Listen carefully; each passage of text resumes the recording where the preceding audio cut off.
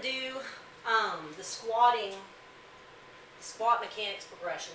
I'm going to throw this in. I just thought about this. As a precursor to the wall or face the wall squat, you could have her do, and hopefully I'm giving you some different ideas, and you might even come up with your own stuff from the stuff that I'm giving you. You can have her do a squat with her hands against the wall, arms are straight, and as she squats, she's going to basically be reaching. She's not going to be moving her arms, but by lowering her hips, it's going to tie in with the shoulder blades.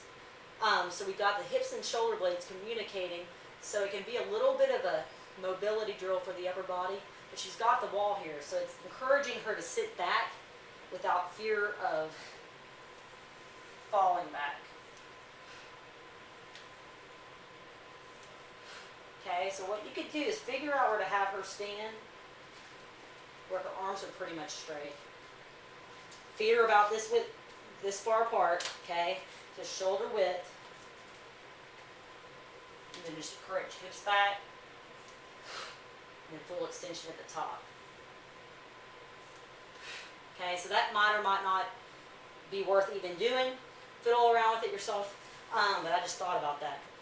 Okay, face the wall squats are a drill that I like to use with my clients who have trouble sitting back into a squat, which is most people. With this one,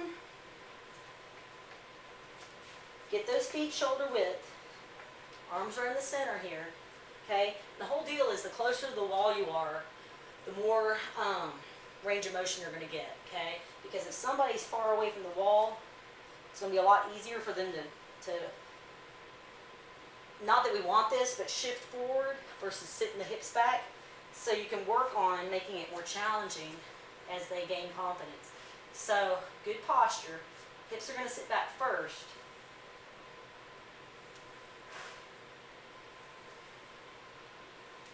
Okay, so I'm touching the floor with my fingertips on this. Woo!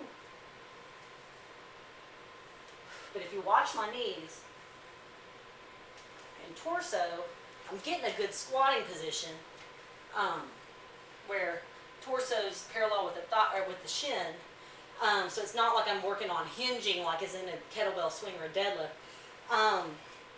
But you've got kind of the wall here as a training tool. So it'll keep people that want to shift forward too much.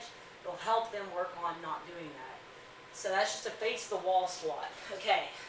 Superman squats, or even just using a regular resistance band that's anchored. This is another one I love. And my clients seem to like this one if they feel off balance with their squat, because you have the forward pull of the band. First off, the abs are forced to respond to keep from falling forward or letting the band pull you forward. So again, going back to the video of your client, as she squats down, to me, I mean, and most people do this, her trunk's falling forward. Yes, that can be due to tight lats, but oftentimes what really is the problem with most people is they don't have their deep abdominals at the right level. So the bands in general, I feel, are great for working stomach, just because you have to think about body position at all times. I could go on and on talking about that. But anyway, have it anchored. Right now I have it basically, it's a little bit lower than my hip. Probably anywhere mid-thigh to hip level. Just see what's going to work. I'm a midget, so it's fairly low for me. But knees got to be soft the whole time. Shoulders are back, and just have her squat. Again, going back to hips sitting back first, like she's about to sit in a chair.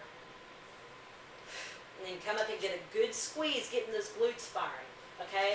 You don't want to see, and this is something I saw on the video too, and I see it with a lot of people. A lot of people, their hip extension doesn't really work.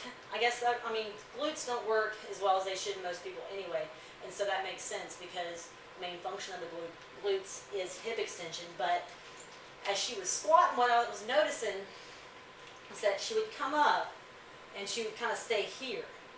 She didn't fully come up and use those glutes, okay? So this is a great way to kind of work on that, because you can dig those heels in and squeeze the butt at the top, okay? And this is another one where I like to throw in a row once they've kind of mastered that super band squat. Kind of jazzing it up a little bit there. But that should tie that in. I'm trying to think if I have anything off the top of my head that could help. In addition to those things, I think the single leg work is a great thing. And it might be interesting for you to see on the side, I believe it was the right side that y'all were having a little bit more, the tightness was on that right ankle, if I'm correct.